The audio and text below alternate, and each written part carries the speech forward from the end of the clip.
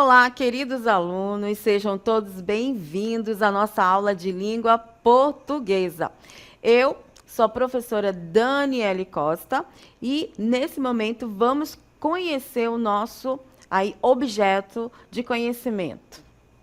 Aula 7, objeto de conhecimento.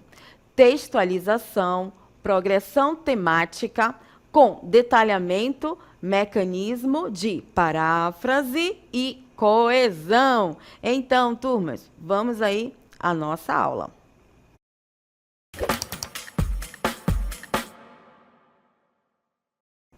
Olá, pessoal. Então, para dar início à nossa aula, né, sobre esses mecanismos de textualidade, estou aqui perto do nosso poeta romântico chamado Gonçalves Dias. E nesse cenário idealizado, da qual nós vamos já conhecer um poema que ele prega, ele valoriza a nossa natureza, né? Como se a terra brasileira para o poeta é uma terra dos sonhos. E, dando aí a continuação, eu gostaria de indagar vocês, né, com a seguinte pergunta. Observem aí a pergunta que eu quero indagá-los para que a gente possa desenvolver o conceito dos mecanismos linguísticos que nós vamos trabalhar hoje. Então, a pergunta é: se você tivesse que traduzir a essência de um poema em uma música com suas próprias palavras, mantendo a emoção e o sentido original, como faria isso? Então, aqui nós temos nesse título Minha Terra dos Sonhos, né? O nosso poeta Gonçalves Dias, ele escreveu um poema que a gente vai já materializá-lo, e nesse poema ele idealiza a terra dos sonhos dele, certo? E a pergunta que eu faço a vocês: será que vocês já trabalharam ou já desenvolveram um texto falando sobre ele, mas de outra maneira, com outras palavras? Então, a indagação, ela vai nessa linha de pensamento, certinho? Então, para que a gente possa desenvolver, eu quero que vocês ouçam aí o poema Canção do Exílio, do Gonçalves Dias. Aí, a partir desse poema, que nós vamos já conhecer, nós vamos trabalhar a conceituação de paráfrase, que é justamente esse mecanismo quando nós pegamos um contexto e reformulamos ele com outras palavras, mas sem perder o sentido. Quando nós, linguisticamente, fazemos isso, nós chamamos esse processo de paráfrase. Então, agora vamos conhecer o poema Canção do Exílio, do grande Gonçalves Dias. Canção do Exílio, Gonçalves Dias. Minha terra tem palmeiras onde canta o sabiá. As aves que aqui gorjeiam, não gorjeiam como lá. Nosso céu tem mais estrelas, nossas várzeas têm mais flores, nossos bosques têm mais vida, nossa vida mais amores. Em cismar sozinho à noite, mais prazer encontro eu lá. Minha terra tem palmeiras, onde canta o sabiá. Então, turmas, todo esse cenário que nós estamos materializando traz um pouquinho desse olhar do Gonçalves Dias em relação à valorização da terra brasileira. E tem um outro texto que é bem conhecido nosso, que fala sobre essa valorização da natureza brasileira, mas em outras palavras, tá? É um trechinho do hino nacional que eu quero que vocês ouçam. Do que a terra mais garrida, teus risonhos, lindos campos têm mais flores, nossos bosques têm mais vida, nossa vida no teu seio mais amores. Então, turmas, nós percebemos aí que esse trechinho do hino nacional, ele faz um diálogo, mas em outras palavras, com né, o texto original.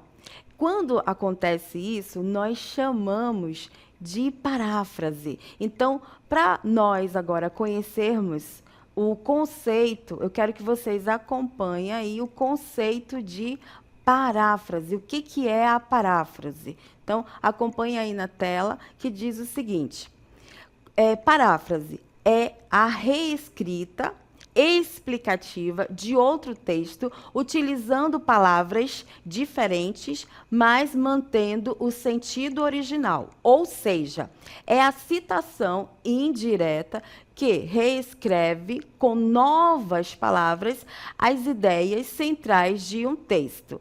Então, a paráfrase é justamente esse fenômeno linguístico de um texto que fala, em outras palavras, o mesmo sentido do outro texto. Como é o caso do poema base do Gonçalves Dias. Então, vamos olhar aí o primeiro exemplo desse trechinho aí do poema Canção do Exílio, né? Poema Canção do Exílio. Nosso céu tem mais estrelas, nossas várzeas têm mais flores, nossos bosques têm mais vida, nossa vida mais amores. Então, nessa estrofe, o poeta Gonçalves Dias está exaltando a nossa floresta, a nossa fauna, a nossa flora, o nosso país, certo? Bem, agora tem o trecho do hino nacional. Vamos ver aí o trecho do hino nacional. Do que a terra mais garrida, teus risonhos lindos, campos têm mais flores, nossos bosques têm mais vida, nossa vida no teu seio mais amores. Ou seja, ele também traz esse diálogo com outras palavras, valorizando aí a nossa terra. Nós chamamos isso de paráfrase, tá? Vamos ver outro exemplo aí de paráfrase, trazendo essa reescrita com outras palavras, mas sem mudar o sentido. Exemplo 2. Texto original: a leitura é um portal para outros mundos. Então, aqui a gente tem o texto original. A paráfrase, que é a explicação com outras palavras, mas sem mudar o sentido. Ler permite conhecer novas culturas e realidades. Então, aqui a gente está intensificando aí o conceito de paráfrase, turma. Bem, já vimos o conceito, agora precisamos conhecer as características da paráfrase. Então, vamos conhecer as características da paráfrase. A primeira característica é caráter intertextual, ou seja, vai haver um diálogo entre esses textos. A segunda característica é repetição de uma ideia, tá, com outras palavras, mas sem mudar o sentido, que é justamente a terceira característica da paráfrase, né? Que é a manutenção do discurso ou sentido primitivo original. E a última característica é aspecto verbal ou não verbal. Ou seja, esse fenômeno da paráfrase, ela pode aparecer, né, com a escrita, como foi o poema e a música, e também não verbal, certo? Então, hoje a gente intensificou aí mais a questão verbal. Nesse momento, vamos ver mais exemplos para intensificar essa conceituação de paráfrase e características desse fenômeno linguístico. Acompanhe aí na tela. Exemplo, paráfrase de provérbio ou ditado popular. Então, nós temos aqui, a pressa é inimiga da perfeição. E a paráfrase, né? A ansiedade é inimiga da perfeição. Então, turma, aqui na paráfrase é a reescrita com outras palavras, mas o sentido não muda, tá? O próximo exemplo: o apressado come cru. Vamos ver a paráfrase aí. O ansioso come cru. Então, nós temos aí uma mudança mínima que for, mas o sentido, ele permanece. Então, paráfrase. Próximo exemplo: cada macaco no seu galho, ou seja, cada pessoa fazendo o que é a sua obrigação, o seu dever, cada pessoa cuidando da sua vida. Pronto, é isso, né? Vamos ver a paráfrase. Cada galo no seu poleiro. Então, palavras diferentes, mas com o mesmo sentido original. A última aí da nossa tabela é dando que se recebe. Então, nós temos a paráfrase, é ajudando que se é ajudado. Certo, turma? Então, com esses exemplos, aí nós intensificamos esse fenômeno linguístico chamado paráfrase. Para dar continuidade a esses mecanismos de texto, quero fazer uma outra pergunta para vocês e acompanhe aí na tela essa indagação. Olha lá. Como você faz para que suas ideias fiquem conectadas quando escreve um texto? Para que o leitor entenda a sua mensagem claramente, né? Então, é uma indagação que muitas das vezes a gente se faz ou deve se fazer quando eu falo, quando eu me comunico, ou quando eu escrevo. Que mecanismos da fala ou da escrita eu uso para que as pessoas possam entender a mensagem? Para exemplificar esse desenvolvimento dessa indagação, eu quero que vocês assistam a um vídeo que traz aí informações que nós vamos precisar para a nossa explicação daqui a pouquinho. Assistam. A educação de jovens e adultos, EJA, enfrenta grandes desafios na implementação do ensino à distância, principalmente devido às necessidades únicas desse público. Primeiro, a falta de acesso a recursos tecnológicos é uma das principais barreiras. Muitos alunos não possuem equipamentos modernos ou vivem em locais com conectividade limitada. Segundo, manter a motivação e o engajamento é um grande desafio, pois muitos estudantes conciliam os estudos com trabalho e responsabilidades familiares. Diante dessa realidade, estratégias pedagógicas precisam ser adaptadas, promovendo flexibilidade, proximidade e inclusão no ambiente virtual. Juntos, podemos construir uma educação mais acessível e inclusiva para todos os jovens e adultos. Então, turmas, observamos que todo esse contexto ilustrativo, ele trouxe uma explicação sobre os desafios que o aluno da EJA, né, principalmente os alunos de educação à distância, eles enfrentam, né? E aí a fala da narradora foi explicando e, ao final, ela trouxe uma solução. Então, dentro desse contexto, houve mecanismos, houve palavras que reforçavam uma organização dessa mensagem que nós vamos trabalhar agora. Vamos ver esse texto na escrita e localizar essas organizações dessa mensagem a partir de uma temática. Então, acompanhe aí na tela. Gênero textual dissertativo expositivo. Então, todo o esclarecimento que o vídeo trouxe para nós está dentro desse gênero dissertativo expositivo, ou seja, expôs uma explicação, né? Com a temática, os desafios da educação à distância com o segmento da EJA. Então, nós temos a introdução, né? Ensino à distância, a educação de jovens e adultos, EJA, enfrenta desafios significativos na implementação do ensino à distância, né? Especialmente devido às especificidades do público atendido. Então, nós temos aí uma apresentação dessa temática dos desafios que a educação à distância apresenta. Vamos ver o desenvolvimento. A partir do desenvolvimento, vocês estão observando palavras que estão em destaque. E são justamente essas palavras em destaques que elas trazem um mecanismo de coesão, um mecanismo para dar uma melhor explicação e informação e dando sentido a esse desenvolvimento textual, fazendo referência à temática. Então, vamos ver aí.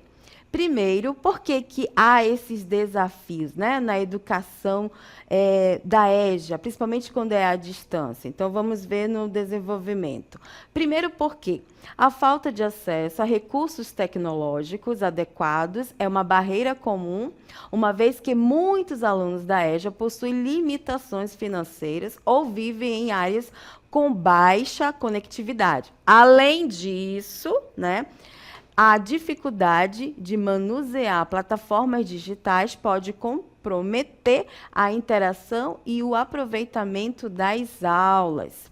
Segundo, pois, há o desafio de manter a motivação e o engajamento desses estudantes que, em sua maioria, conciliam os estudos com o trabalho e responsabilidades familiares. Continuando aí o desenvolvimento, essa realidade exige estratégias pedagógicas que considerem a flexibilidade e a proximidade, mesmo no ambiente virtual. Então, aí vai desenvolvendo toda a questão do desafio da educação à distância. E, a partir dessa palavra aí, logo, traz essa palavra... Ele traz o mecanismo de efeito de sentido de fechamento do texto, de conclusão do texto.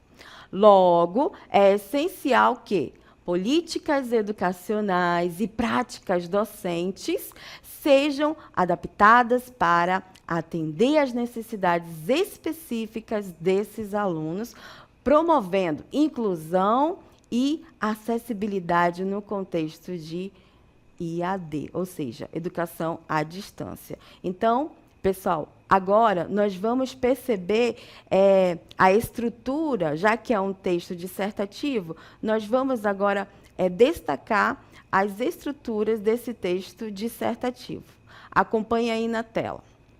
Então, partes interligadas do texto, né, do ensino à distância. Então, esse primeiro período, que foi a apresentação da temática sobre a educação de jovens e adultos à distância, nós chamamos de introdução. Então, essa introdução, ela faz a apresentação, ela é uma afirmação sobre a temática, né, do texto dissertativo. Então, esse primeiro período, ele é classificado como introdução. Próximo.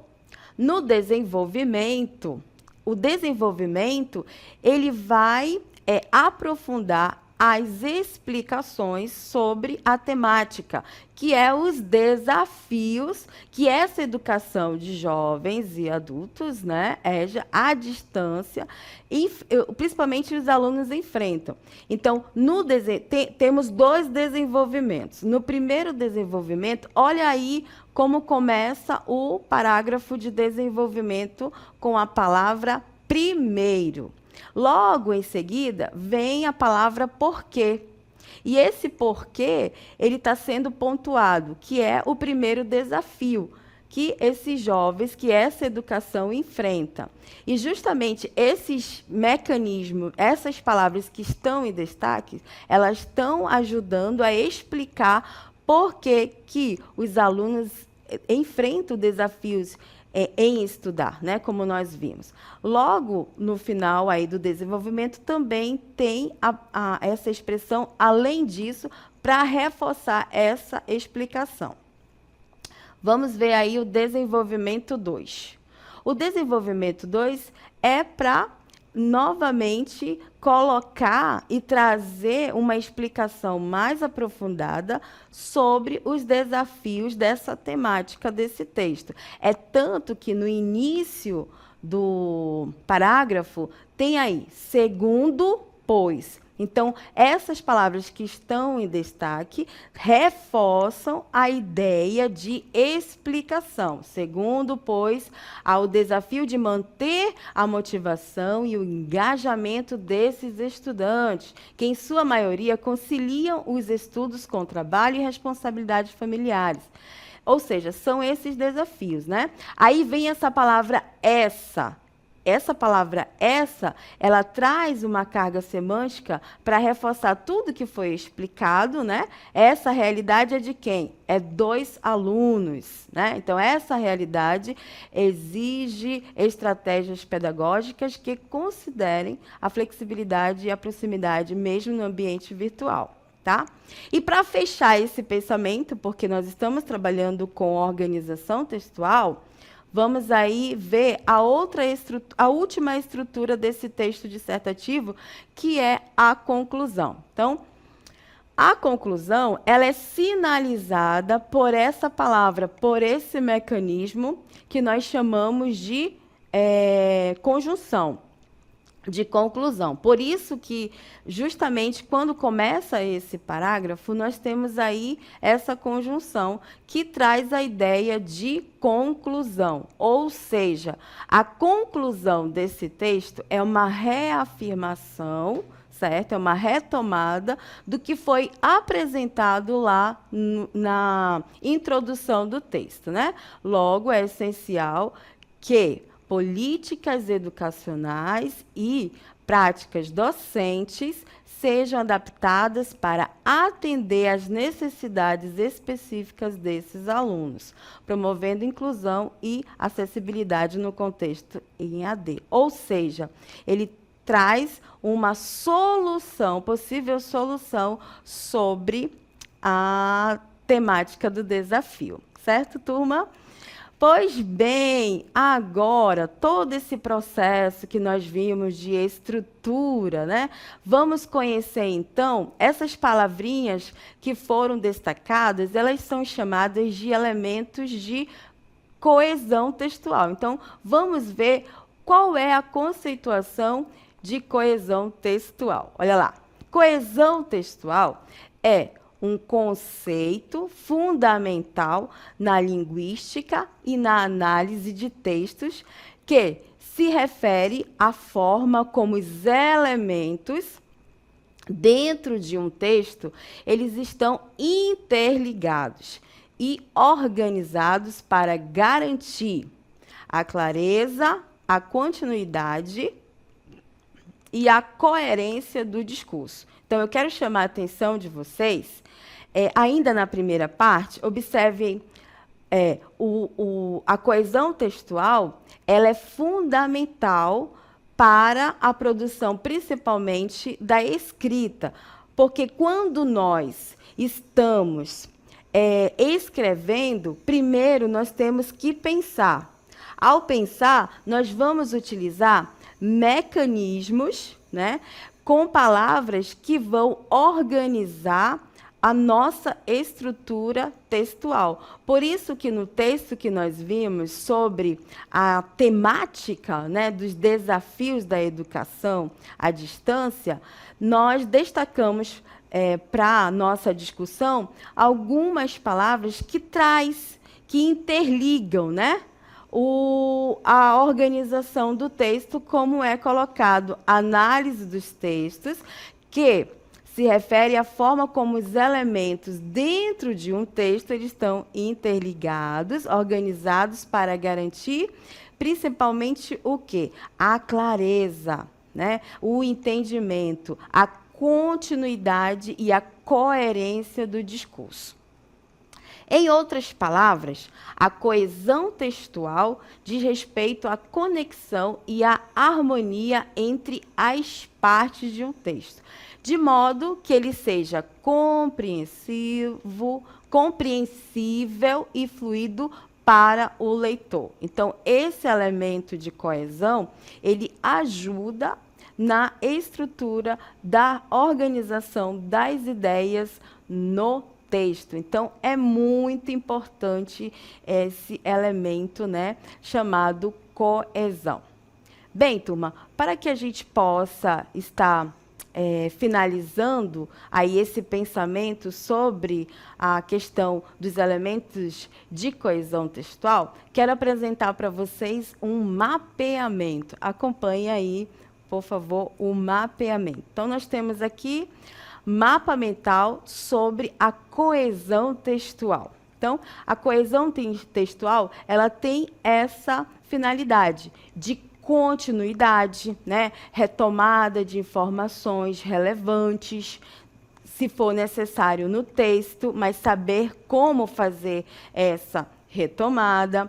Progressão, que significa acréscimos de informações ou acréscimo de novas informações, vale destacar, né? Porque já que é um acréscimo. E também não contradição. Ao escrever, a gente não pode se contradizer. Então, compatibilidade das informações dentro do texto e dele com o mundo. Se eu afirmo e depois eu nego num contexto, eu tenho que ser coerente. Ou afirmo e explico, ou nego ou explico. Certinho? Não pode haver contradição. E o último elemento aí, a última característica da coesão é a articulação. Encadeamento lógico e organização das informações. Então, turma, hoje nós estamos aí observando que, para produzir um texto, temos técnicas, temos palavras que elas precisam trazer a coerência, a coesão e também a organização textual, porque assim, conhecendo todas essas estruturas, nós seremos atendidos na questão da interpretação. Ok, turma?